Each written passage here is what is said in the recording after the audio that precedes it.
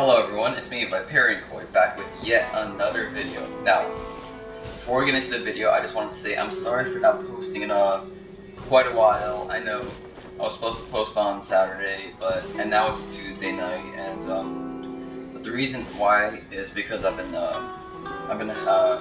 having a busy schedule. There's a lot of tests to study for, homework to do. School year is like really messing up my schedule in terms of my YouTube schedule. But on the plus side, I got Raiden Shogun a few weeks ago, and I'm happy to do a build video with her. So Raiden Shogun's actually a pretty controversial character. I mean, she was in the last banner. The current banner is Coco Me, but let's get into the video. Alright, so starting off with artifacts,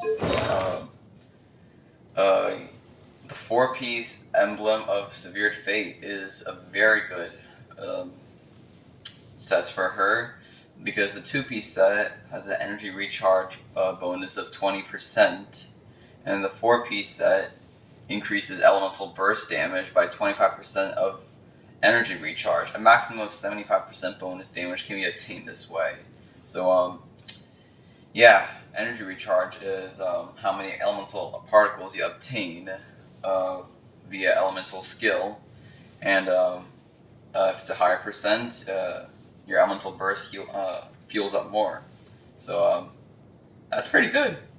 Alright, so artifact details for the magnificent Suba, I guess. You might want to focus on HP and critical damage and critical rate mostly, because, you know, damage. And for the Sundered Feather, obviously go for attack and try to get good substats such as energy recharge and elemental mastery, because this will really help you on building her to a good burst DPS. And for the Storm Cage, focus on attack, and for your substats, try to get critical rate and energy recharge, of course, and maybe even attack. And for the bottle, the Scarlet Vessel, focus on electro damage bonus, because, you know, goblets of Anthems are usually have elemental damage bonus in them, so focus on electro damage bonus. And for the headpiece, the Ornate Kabuto, focus on critical rate, because, yeah, her overload, like, if you want to get a lot of overloaded damage, well, this is key. And for substats, focus on attack and energy recharge. You could, as you might have noticed, I have a lot of energy recharge artifact and some critical rates, because this is a good way to build her to a great burst.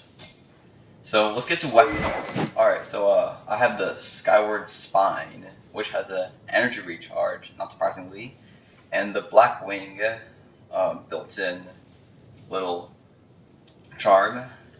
It increases critical rate by 8% and increases normal attack speed by 12%. And additionally, normal and charged attack hits on opponents have a 50% chance to trigger a vacuum blade that deals 40% of attack as damage in a small area of effect, and it can occur no more than once every 2 seconds. Don't worry, I have a few free-to-play options for you.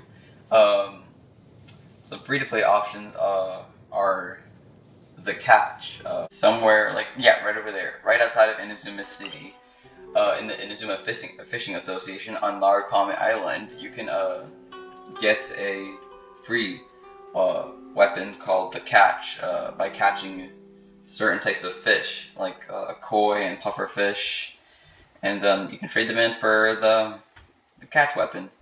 So yeah, this is the prototype Star Glitter, and it also has an energy recharge percent bonus, and has the magic affinity built-in charm, which after using an elemental skill increases normal and charged attack damage by 8% for 12 seconds, max 2 stacks.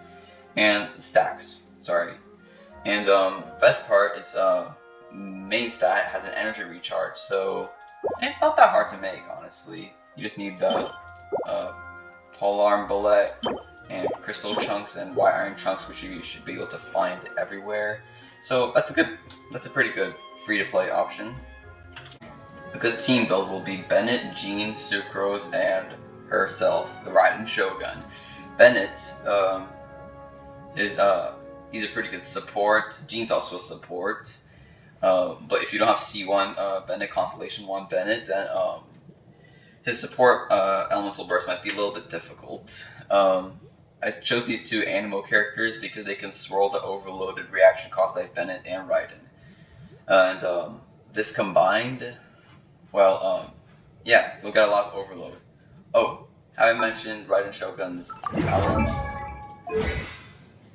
Her elemental skill, Transcendence Fateful Omen, does Eye of the Storm Judgment. One characters with this buff attack and deal damage to opponents. That eye will unleash coordinate attack, dealing area of effect electro damage at the opponent's position, regardless of what character you're using in your party. So characters who gain the Eye of the Storm Judgment will have their elemental burst damage increased based on the energy cost of the elemental burst during the Eye's duration. And the Eye can initiate one coordinated attack every 0.9 seconds per party. And coordinated attacks generated by characters not controlled by you deal 20% of the normal damage, which is pretty good. You might want to focus on the elemental skill and burst if you're and especially the burst if you're looking to build her to a great burst DPS. Oh, speaking of which, the burst, Secret Art, Muso, Shinsetsu, Gathering Truths Unnumbered and Wishes Uncounted, the Raiden Shogun unleashes the Muso no Hitotachi and deals area of effect electro damage using Muso Ishin in combat for a certain duration afterward. Damage dealt by this elemental burst will be increased based on the number of chakra desideratas, I can't pronounce that, resolve stacks consumed when this skill is used. And while in this state, the Raiden Shogun will wield her Tachi in battle. It's like a sword rather than her polearm, while her normal charged and plunging attacks will be infused with electro damage, which cannot be overridden. When such attack hits opponents, she will regenerate energy for all nearby party members. And energy can be restored this way once every 1 second, and this effect can be triggered 5 times throughout the skill's duration, which in this state the Raiden Shogun's resistance to disruption is increased, which is very good, and she's immune to the electro charge reaction damage. And while this is active, the Raiden Shogun's normal charged and plunging attack damage will be considered elemental burst damage. Her Ascension Materials are something else.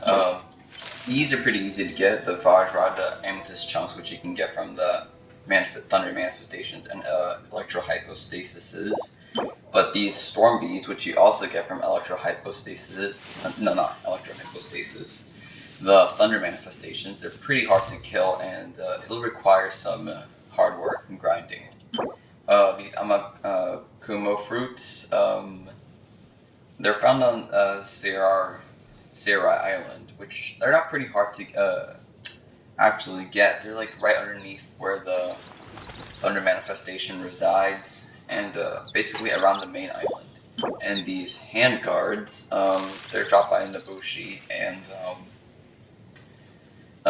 it doesn't really drop that often. It's a pretty difficult drop rate, but it's easy to get still. I mean, you can still purchase it from Paimon's Bargains, but otherwise, the handguards are not that hard to get, and because their drop rates are pretty broken, Mihoyo decided to require us less handguards to ascend Raiden Shogun. So yeah, there you go. You got a good build for Raiden Shogun, Her Excellency. So let's see her in battle. Barbados, guide us.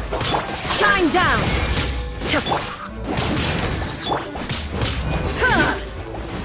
Enhanced Animo Module 75. Animo Test 60. I'm going in. Off we go.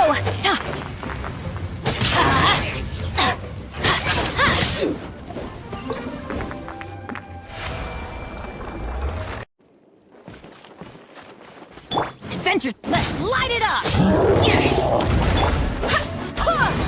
Stand clear. Now you shall perish! Illusion shattered! Let's light it up! Everybody stand back! Let's light it up! Wind, hear me!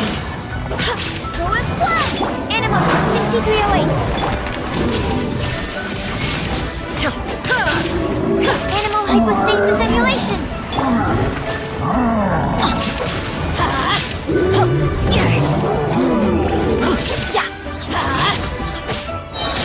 Teamwork is dreamwork! Shine down! Torn to oblivion!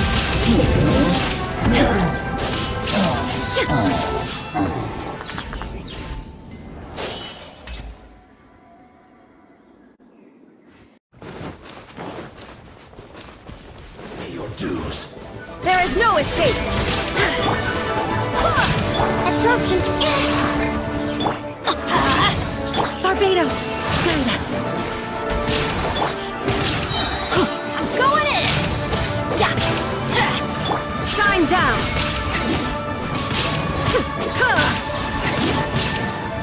Let's light it up! No escape. Can't run from death.